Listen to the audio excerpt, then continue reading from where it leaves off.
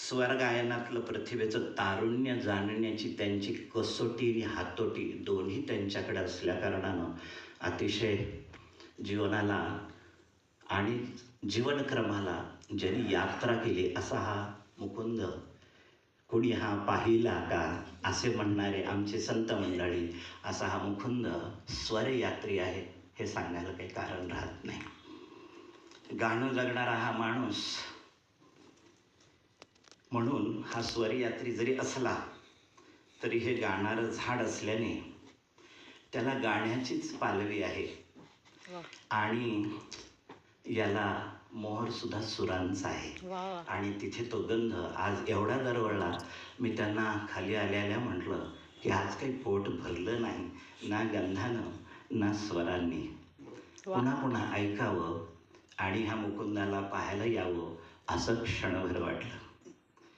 मुकुंदजी, ब्रह्मानंद देण्याचं काम आपल्याला परमात्म्यानं दिलेलं आहे आणि मी एवढंच सांगेल, आपण असेच गात राहा, असंच गाण्यात भिजत राहा आणि हा आनंद नुसता शाश्वत नाही, तो मोक्षपदाला नेणारा आहे. एवढंच बोलतो. आणि समर्थांच्या भाषेमध्ये सांगायचं झालं, साहित्य संगीत राग ज्ञान, गीत नृत्य तान मान, नाना वाद्य शिकविती जन, तीही एक गुरु. या समर्थाच्या उक्तीप्रमाणे आपणही संगीत क्षेत्रातले एक उत्तम गुरु आहात.